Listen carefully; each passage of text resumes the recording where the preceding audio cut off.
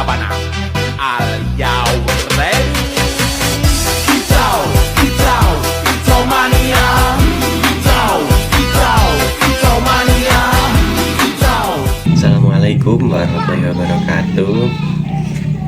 Pada hari ini Bapak akan menerangkan materi tentang makhluk hidup dan lingkungannya. Makhluk hidup memiliki ciri khas seperti bernapas, makan, tumbuh, dan beradaptasi. Lingkungan terdiri dari individu, populasi, komunitas, ekosistem, hingga bios yang saling bergantung satu sama lain untuk bertahan hidup. Nah, makhluk hidup itu punya ciri-ciri seperti apa? Anak-anak tahu nggak ciri-ciri makhluk hidup itu apa? Ada yang tahu di sini? Nah, kalau belum ada yang tahu, mari Bapak jelaskan.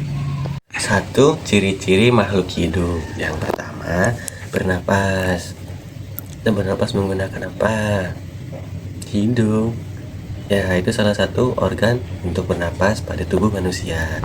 Kita bernapas dari hidung masuk ke paru-paru.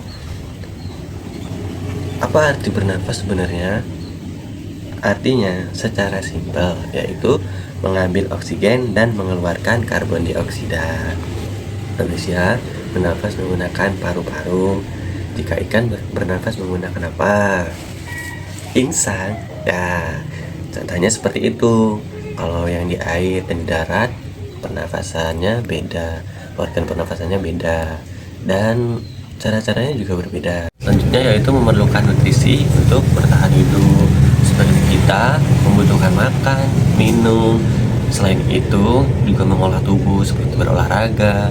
Jangan cuma malas-malasan untuk selalu tubuh berkembang.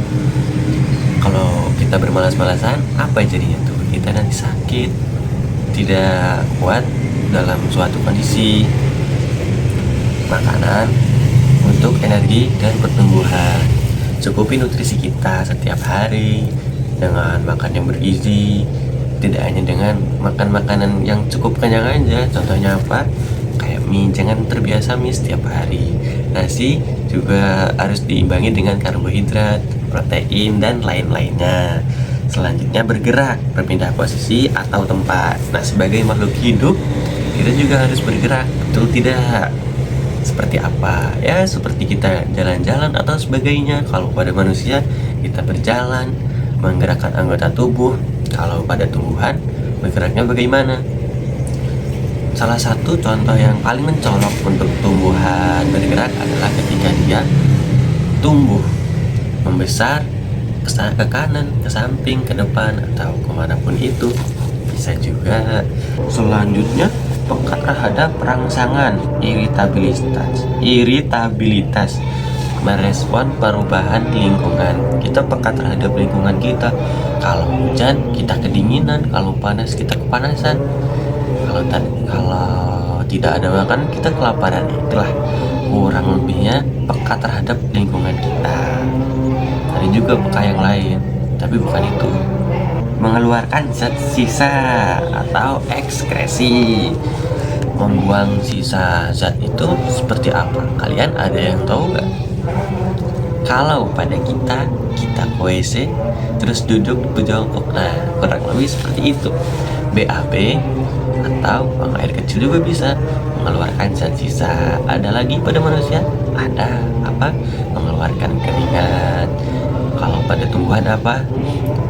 Ya, benar sekali, mengeluarkan oksigen juga bisa. Dia menyerap panas matahari buat fotosintetisnya dan mengeluarkan oksigen sebagai hasil dari fotosintesisnya. Itulah zat sisa dari tumbuhan dan manusia. Hewan juga bisa. Ya, hewan sama-sama manusia. Selanjutnya, adaptasi atau penyesuaian diri terhadap lingkungannya. Dari zaman dulu kita pasti mengenal yang namanya evolusi kan.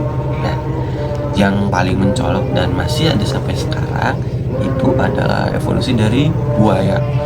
Beberapa juta tahun, beberapa tahun yang lalu, lama sekali buaya sudah eksis di bumi ini. Sampai sekarang juga masih eksis. Salah satu adaptasi perubahan pada tubuh yang paling sempurna, mendekati sempurna adalah pada buaya. Contohnya apa?